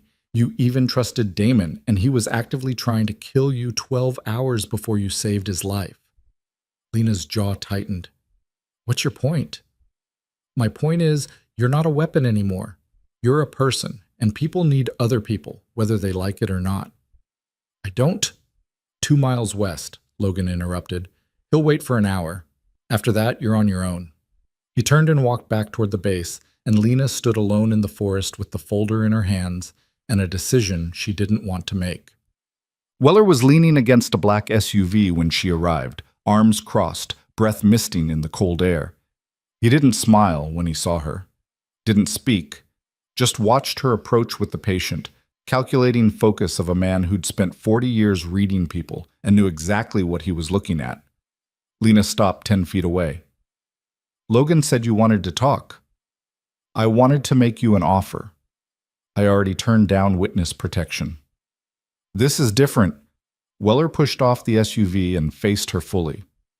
You've hit 3 facilities in 3 weeks, saved 14 children, neutralized 9 operators. You're good at this, Lena, better than anyone I've ever worked with. But you're operating without support, without backup, without anyone watching your 6. Sooner or later, that's going to catch up with you. I can handle it. I know you can. That's not the issue. Weller pulled out his phone, tapped the screen, and turned it toward her. This is... The screen showed a surveillance photo, grainy, long range, taken from a rooftop somewhere urban. It showed Lena walking through a parking lot, face partially obscured, but unmistakably her. Sacramento, Weller said. 4 days ago. You stopped for supplies. Stayed visible for 8 minutes. That's all it took for someone to get this photo and sell it to the highest bidder. Lena's blood went cold. Who bought it? We don't know yet, but the seller's connected to Eastern European intelligence networks, which means you're not just being hunted by Vane's people anymore. You're on the international market. Then I'll go deeper. Stay off grid. And how long do you think you can sustain that? 6 months? A year? Weller's voice was hard. You're 18 years old, Lena. You've got no legal identity, no financial resources, no support structure. You're running on adrenaline and spite, and eventually both of those run out. Lena looked away. What's your offer? Work with us. Officially. Not as an operator or an asset, as a consultant. You keep doing what you're doing, finding the kids, dismantling the network, but you do it with resources, intelligence, backup when you need it, and legal protection when the wrong people come looking. In exchange for what? Accountability. You report in. You share intel. You don't go off grid for weeks at a time and leave us wondering if you're alive or dead. Lena was quiet for a long moment. Then, I can't be in a cage again. I'm not offering you a cage. I'm offering you a partner. I don't need a partner. You needed one when you walked into my base and asked for a rifle. You needed one when you went into that vault and saved Damon. You needed one when you drove 200 miles into hostile territory and brought Vane back alive. Weller's voice softened. Your mother worked alone for years. It made her effective. It also made her isolated, paranoid, and ultimately it got her killed. I don't want that for you.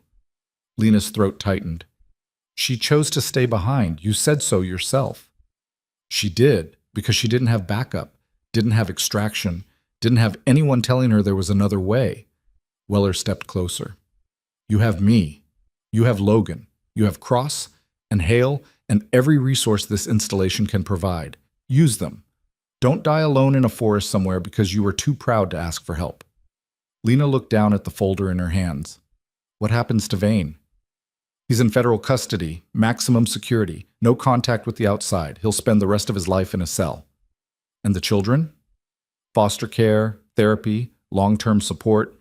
We've got psychologists, social workers, people who specialize in deprogramming and reintegration. It's going to take time, but they'll get there. Will they? Lena's voice was barely above a whisper. Or will they just become different kinds of broken? Weller was quiet, then, I don't know, but they'll have a chance. That's more than they had 3 weeks ago. Lena closed her eyes. I need to think about it. Take your time, but not too much. Weller pulled a satellite phone from his pocket and held it out. Encrypted, untraceable. My direct line is programmed in. You need anything, intel, extraction, just someone to talk to. You call. Lena took the phone. And if I don't call? Then I'll assume you made your choice, and I'll respect it. Weller extended his hand. But I hope you don't. Lena shook his hand, and for the first time since she'd walked out of Vane's compound, she felt something that wasn't fear or anger or the cold mechanical focus that had kept her alive. She felt hope. She drove south for 2 days, following the coordinates in Weller's folder toward the California facility. The landscape shifted from mountains to high desert. Snow gave way to scrub brush and endless sky. The silence was total, except for the hum of the engine and the occasional crackle of the satellite phone on the passenger seat. She didn't call. Not because she didn't want to, but because she needed to prove to herself that she could still do this alone. The facility sat 20 miles outside Redding, disguised as a private wilderness retreat. High fences, security gates, cameras everywhere. Vane's fingerprints were all over it. Lena spent 2 days mapping the perimeter, timing the patrols, identifying the weak points. Then, on the third night, she moved. The breach was clean. She cut through the fence at 0230 hours, bypassed the motion sensors, and entered through a service entrance on the east side. 2 guards inside, both neutralized within 30 seconds. No alarms, no complications. She moved through the corridors, clearing rooms, searching for children. Empty. Every room, every cell, every dormitory. Empty. Lena's chest tightened. She checked the coordinates again. This was the right place. The intel was solid, but there was no one here. She was about to pull back when she heard it, a faint sound from the sub-level. Footsteps. Multiple people moving in formation. She descended the stairs, weapon raised. The basement was a single large room lit by harsh fluorescent lights, and standing in the center, surrounded by 6 armed operators, was Damon. He looked up when she entered, and his expression was equal parts relief and resignation. Lena, he said quietly. One of the operators, tall, broad-shouldered, with a scar running down his cheek, stepped forward. Indigo 7, we've been waiting for you. Lena kept her weapon trained on him. Where are the children? There are no children. There never were. This was a trap. Lena's blood went cold. Vane's in custody. Vane's in custody, the operator agreed, but his network isn't. We've been tracking you since Billings. Every move, every facility you hit. We knew you'd come here. Why? The operator smiled. Because you're valuable. And Vane taught us to always secure valuable assets. Lena's finger tightened on the trigger. I'm not going back. You don't have a choice. There's always a choice. She fired, not at the operator, but at the lights overhead. The room plunged into darkness. Chaos erupted. Muzzle flashes lit the space in strobing bursts. Operators shouted, trying to reorient, trying to find her in the blackness. But Lena had trained in the dark since she was 7 years old. She moved like smoke, fast and silent, using the confusion to close the distance. She dropped 2 operators before they realized she wasn't where they'd last seen her, grabbed a third, used him as a shield, and put 3 rounds into the 4th. The 5th operator got smart and pulled a flashlight.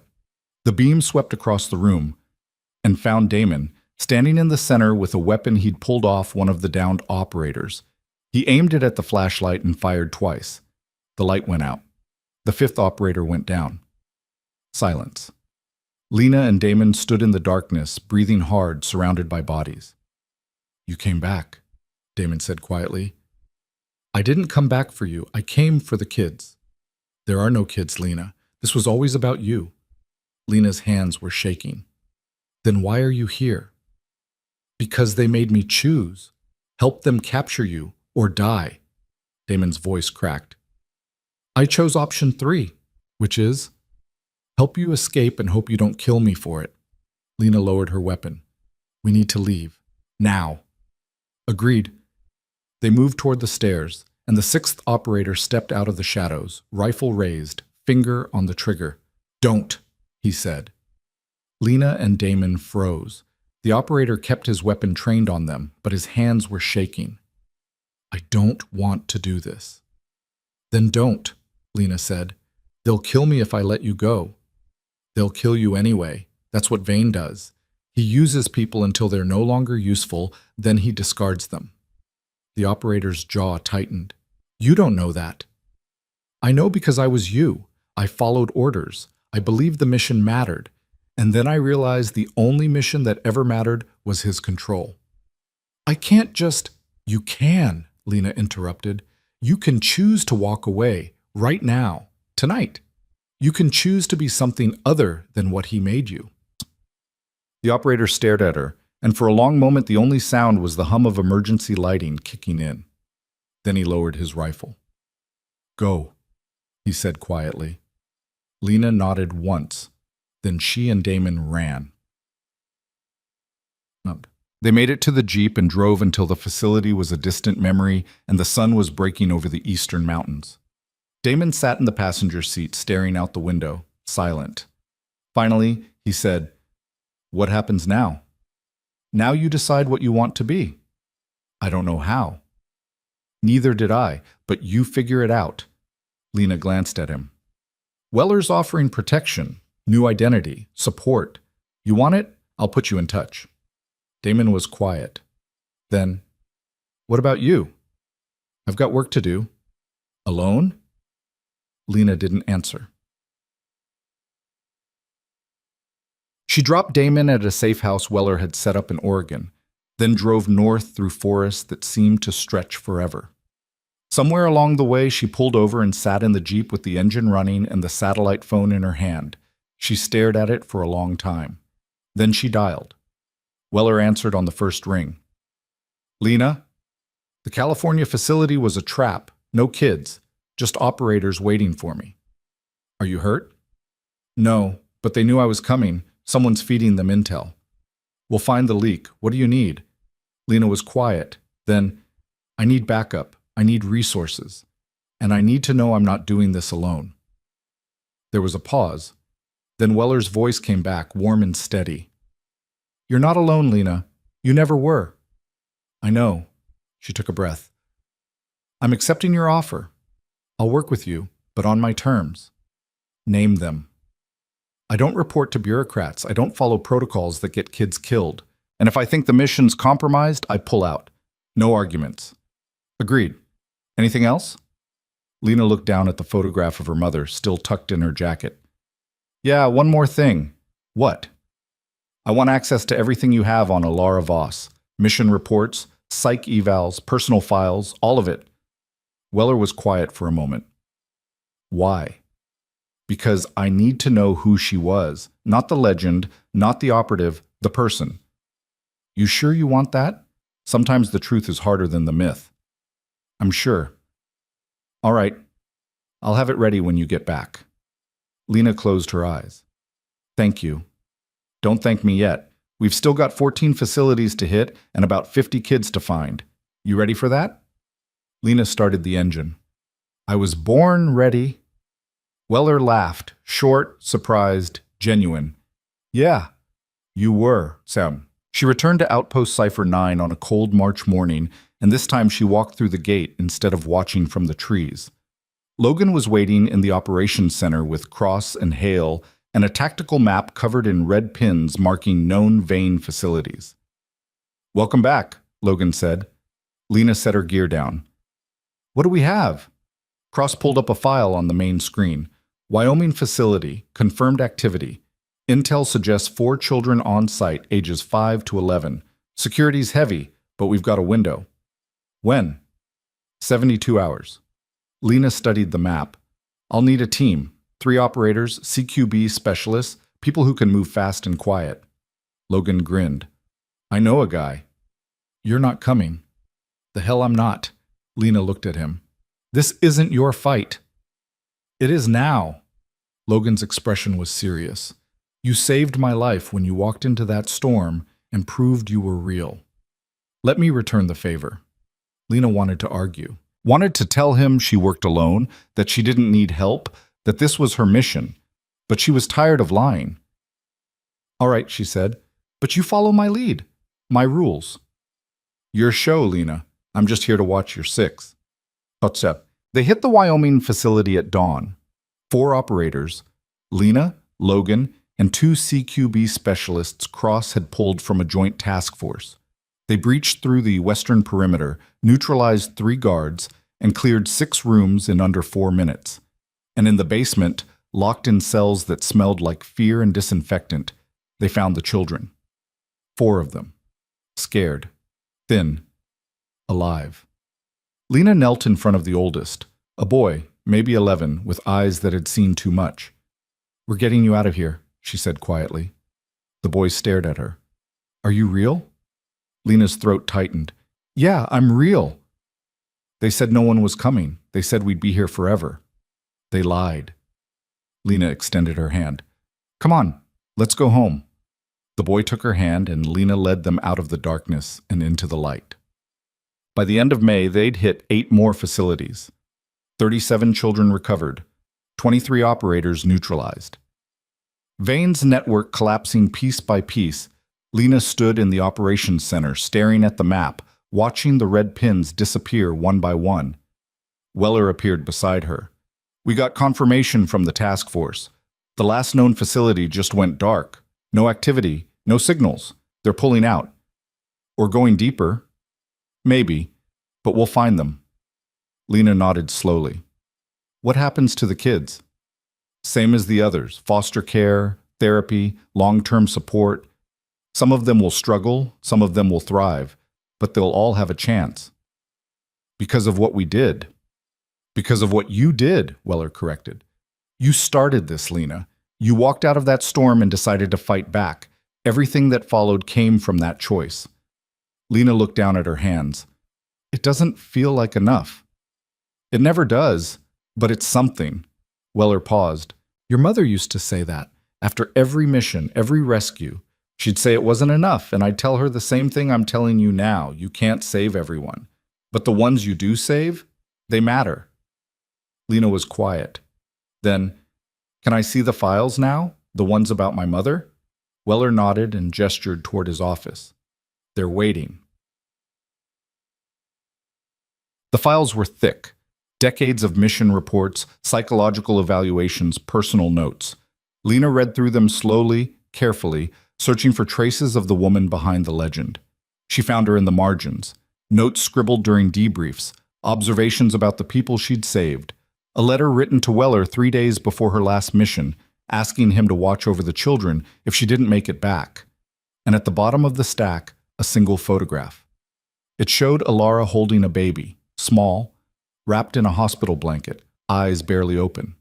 On the back, in Alara's handwriting, "Lena, 3 days old, my reason for everything." Lena stared at the photograph until the words blurred. Then she set it down, closed the file, and walked out of the office. She found Logan on the roof watching the sunset. "You good?" he asked. "Yeah," Lena said. "I'm good." "You sure? You've got that look." "What look?" "The one people get when they're about to do something stupid." Lena smiled, small, but real. "I'm not doing anything stupid. I'm just thinking." "About?" "About what comes next." Logan was quiet. Then, "You know you can stay, right? Weller would make it official, give you a position, a salary, hell, probably a medal if you asked." "I don't need a medal." "What do you need?" Lena thought about it. "I need to keep moving, keep finding the kids, keep fighting." She paused. "But I don't need to do it alone anymore." Logan nodded. "Good, because you're stuck with us now." They stood in silence, watching the sun disappear behind the mountains. And for the first time since she was 6 years old, Lena Voss felt like she was exactly where she was supposed to be. Teachet. 3 months later, Lena stood in a small courtroom in Oregon and watched a judge grant legal guardianship of the oldest Wyoming survivor, the 11-year-old boy who'd asked if she was real, to a foster family who'd spent 6 weeks proving they were ready. The boy looked back at her from the front row, eyes wide. Lena gave him a small nod. He nodded back. And that was enough. Well, Silas Vane spent the rest of his days in a maximum security facility in Colorado, isolated from the network he'd built and the children he'd stolen. He never spoke, never cooperated, never showed remorse. But sometimes, late at night, the guards said they could hear him talking to himself in his cell. Always the same words. "She was mine. She was always mine." He was wrong. Lena Voss belonged to no one but herself. Years later, when the last of Vane's facilities had been dismantled and the last of the children had been found, Lena stood at her mother's grave in a small cemetery in Virginia. The headstone was simple, just a name and 2 dates. Alara Voss, 1975 to 2006. Lena knelt and set down a single white flower. "I finished it," she said quietly. "All of them. Every kid, every facility. It's done." The wind moved through the trees. "Weller said you asked him once if we were doing the right thing, training people to be weapons, sending them into the dark." Lena's voice was steady. "I don't know if it was right, but I know what you did with it, and I know I'm doing the same thing now." She stood, brushed the dirt from her knees. "I'm not you. I'll never be you. But I'm her daughter, and that's enough." She turned and walked back toward the Jeep where Logan was waiting. "You good?" he asked. "Yeah," Lena said. "I'm good." They drove away as the sun set behind them, painting the sky in shades of gold and fire. And somewhere in the distance, a child who'd been saved and a mother who'd died saving others watched the same sunset and knew that the war was finally over. Not because the fight had ended, but because the ones who'd been broken had learned to remake themselves into something stronger. Lena Voss walked out of a blizzard with nothing but scars and a name she'd been told didn't matter. She left it carved into the world, in the children she saved, the network she destroyed, and the choice she made to be human when everyone told her she was just a weapon. They trained her to become a tool. She chose to become an answer, and in the end, that choice made all the difference. Sometimes the only way to stop being a weapon is to choose what you fight for. And the bravest thing you can do is decide that broken doesn't mean finished. It just means you're still becoming who you were always meant to be.